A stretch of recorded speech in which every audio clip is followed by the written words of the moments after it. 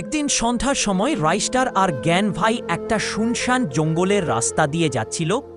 হঠাৎ রাস্তার পাশে রাইস্টার একটা ভাঙ্গা গাড়ি দেখতে পায়। দুইজন বাইক থেকে নেমে দেখল গাড়ির পাশে একটা চিঠি পড়ে আছে।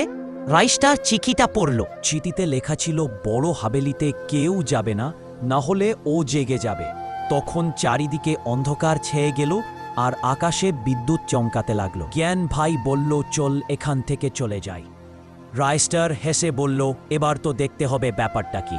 জঙ্গলের মাঝে একটা বড় হাবেলি ছিল। হাবেলিটা খুব ভয়ঙ্কর লাগছিল।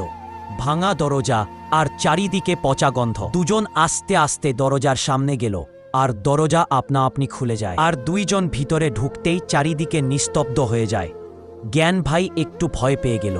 তারপর দুইজন আস্তে আস্তে উপরের দিকে যায় আর গিয়ে দেখে দেওয়ালে একটা মেয়ের ছবি টাঙানো আছে, যার চোখ নেই। জ্ঞান ভাই আস্তে করে বলল, আমাদের এখানে থাকা ঠিক হবে না। তখন ভিতর থেকে একটা কথা শুনতে পায়, তোরা চিঠিটা পড়ে নিয়েছিস, এবার ফিরে যাওয়া অসম্ভব। তারপর একটা কালো ছায়া ওখানে এলো।